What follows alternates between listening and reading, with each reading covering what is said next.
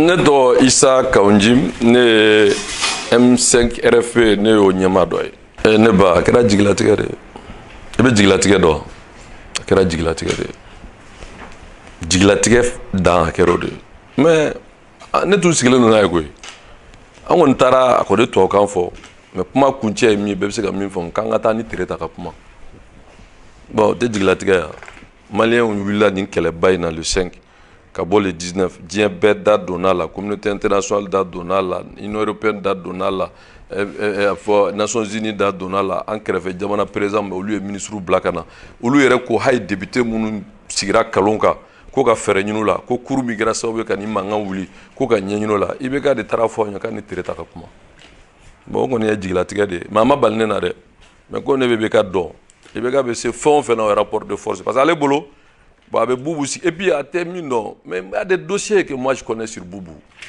Moi je connais. Moi c'est pourquoi il s'accroche à Boubou. J'ai des documents confidentiels. Mercredi don, conférence de presse IBA, Duma don, Nanya a Fanta reconnu pourquoi il s'accroche à Boubou. Et notre dernier gouvernement, il a fait fin ça va. Mémorandum kono. Quand faut premier ministre qui fanga be mina min jamana dem beka danaya be minga. Jamana ka bɛn o kan jamana maracogo kura premier ministre ka baara kɛ n'o ye ni jamanadenw ka laɲini ye a ma o lamɛn yɛrɛ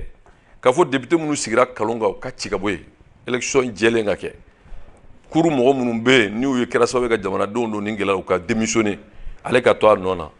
an y'a ɲininka k'a ye mémorandum sɔrɔ wa k'a y'a sɔrɔ nka a ma a da maga kuma la a m'a fɔ n bɛ sɔn nin ma n tɛ sɔn nin ma a ye taa nin lajɛ an ka sigi ka kuma nin na a ye commission de travail sigi a mun fɔ a ko k'an ka taa ni tere ta ka kuma ale yɛrɛ tɛ tere ta ninnu jate puisque a ye Boubou ta k'o reconduit a ye Boubou reconduit kun min na moi j'en sais trop hein ne bɛ ko caman kalama dɛ k'a daminɛ fo émirat la fo ka taa se kɔlɔnw ma ko caman bɛ yen ne b'a kalama dɛ i bɛ ka sabali dɔrɔn i bɛ ka denbaya bɛ ka min kɛ jamana na bɛɛ ɲɛ t'a la wa ka jamana yɛlɛma k'a k'a teriw n'a jɛɲɔgɔnw ye ka jamana et puis i bɛ ka Bacili min fɔ k'a fɔ ko n'a y'a ka su jate o tuma a bɛ min nɔfɛ a b'a sɔrɔ parce que IBK bɛ min nɔfɛ a bɛ guerre civile de quoi a tɛ jamana ko la tugun n'o tɛ diɲɛ bɛɛ bɛ se ka kuma e fɛ e tɛ mɔgɔw lamɛn wa ala bɛ tɛ jigin ka kuma mɔgɔ si fɛ mais a bɛna dɔn juma don k'a fɔ jamana ta ta ye ne y'a fɔ yan ko walayi bilayi lezi la ilaha illahu a bɛ taa mais a ma kuma in faamu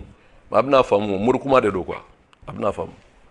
parce que mɔgɔw kumana a fɛ o ala tɛ jigin ka kuma mɔgɔ si fɛ a y'a nɛni dɔrɔn komi a bɛ fanga kunna bi yan'a ka bɔ a kunna a bɛ se ka fɔ ka taa tere ta voir cogo di nous avec tout le respect qui est dû à sa fonction on t'a ka coursier koyi on n'est pas des coursiers de IBK an bɛ taa tere ta voir ka bon f'a ye anw bɔra le 5 an ni tere ta de kumana anw bɔra le 10 an ni tere ta de kumana Nations Unies mɔgɔw nana u y'a fɔ an ka taa tere ta voir la CEDEAO nana u b'a fɔ an ka taa tere ta voir lui qui est le président de tous les Maliens il nous renvoie à tere ta ale yɛrɛ tɛ tere ta jate ale yɛrɛ tere ta ninnu yɛrɛ ale ka parti RPM kɔnɔ u ye Darasuba de kɛ assemblée candidat ye vote la a ko a tɛ sɔn ko temini de bɛ k'a ye ale bɛ se k'a fɔ ka taa kuma tere ta fɛ pourquoi mais an y'a faamu dɔrɔn il n'a pas de respect pour le peuple malien ale bolo bon ale ta ye jamana ye mais a ta tɛ jamana a mun de fɔ il est président mais il n'est pas le propriétaire du Mali yanni Juma yɛrɛ fana cɛ parce que n'an ma bɛnkan sɔrɔ yanni Juma cɛ anw t'a reconnu yɛrɛ n'a bɛ min kɛ a ko kɛ an b'a fɔ monsieur Ibrahim Boubacar Keïta wa an b'a ɲini maliyɛn bɛɛ fɛ Juma don n'an tilara an ka rassemblement na gouvernorat mairie impôt diɲɛ Mali fan bɛɛ jamana sɔrɔ bɛ yɔrɔ o yɔrɔ maliyɛnw ka taa bɛɛ minɛ parce que maliyɛnw de ta don n'a bɛ min kɛ a k'o kɛ n'a bɛ min faga a k'o faga n'a bɛ min kun ci a k'o kun ci n'a bɛ min datugu a k'o kɛ a dan t'o ye a bɛ se ka dɔ wɛrɛ k'o quoi alors an b'o de ɲini u fɛ n'u y'o kɛ o kɔrɔ an ye min fɔ u sɔnn'o ma n'u m'o kɛ an b'an doni jigi o kɔrɔ bon IBK bɛ min na u sɔnn'a ma ne dun b'a dɔn mais a kɛra mɔgɔw yɛrɛ ɲɛna k'aw b'a fɛ k'an cu puisque an ɲina ni mémorandum ye mais an y'a ne k'u ma n ko non ne bɛ IBK dɔn a ye mémorandum a tɛ sɔn mais ils voulaient nous piéger anw de b'a piéger maliyɛnw bɛ tugu Mali de kɔ u tɛ tugu anw kɔ IBK ta tɛ Mali ye anw ta tɛ Mali ye maliyɛnw ka intérêt ye min ye u bɛ tugu o de kɔ n'a y'a sɔrɔ IBK bɛ min na n'o ye maliyɛnw ka intérêt ye salamu aleykum n'o t'u ka intérêt an ye min fɔ Juma don o b'o kɛ o kuma kuncɛ ye min ye dɔrɔn IBK Juma don n'a ma sɔn anw ta in ma an t'a reconnu an ka président tɛ an b'a ɲini maliyɛn bɛɛ fɛ gouvernorat wo mairie wo impôt wo douane wo jamana fan bɛɛ mobili bɛ tɛmɛ siraba fɛn o fɛn k'a bɛɛ bloqué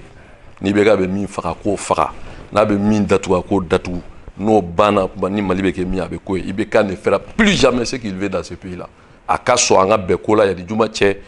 jamana ka bonya kɔnɔ jamana ka basigi kɔnɔ c'est la meilleure approche n'a ma sɔn o ma juma don on va aller à ce qu'il veut et da bɛ kɛ min a bɛ k'o ye nous on recule pas mais sigikafɔ mɔgɔ bɛ bɔn ale tɛ sigikafɔ la sa vous m'excusez l'expression c'est-à-dire ne b'a bonya président non en réalité il insulte le peuple sigikafɔ ye de min ka d'ale ye o ko de don wa n'ale tun y'a dilan ka ɲɛ mɔgɔ n'a bɛ kuma n ka dɛsɛra de e dɛsɛra e bɛ min na an b'o dɔn e ka denbaya bɛ min na an b'o dɔn ne ye min fɔ o tɛ sɔn ka kuma in jaabi ne ko Boubou ka gestion ka auditer u bɛɛ bɛ taa kaso la ou bɛɛ si on va auditer la gestion de Boubou un an seulement il bɛ ka n'a ka gouvernement ninnu u bɛɛ bɛ taa kaso la on va les poursuivre parce que il s'accroche n'o tɛ dɔwɛrɛ tɛ o u ye min kɛ o b'a dɔn e tɛ mɔgɔw tɛ kuma pourquoi et pourquoi ni mɔgɔw tɛ kuma jamana ta ta ye o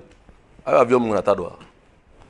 120 milliards bɛɛ d'a ma kabini Mali kɛra Mali ye IBK ye budget min d'a yɛrɛ ma maliyɛn si ma kɛ pourtant le pays est en guerre IBK sara 150 millions et pourquoi a sara ka ca a ye Faransi président sara ye ale b'o bɛɛ kɛ jamana kunna jamana nɔɔninen sigilen don et k'i ni mɔgɔ tɛ kuma e ni mɔgɔ tɛ kuma pourquoi e ta ye jamana ya donc juma don an bɛ fara ɲɔgɔn na ou bien n'a bɛ min faga a b'o faga n'a bɛ min kun ci a b'o kun ci n'a bɛ min datugu a b'o datugu a banna Mali bɛ k'a ta ye n'o a kɔni ma se k'o kɛ o tuma ale de bɛ taa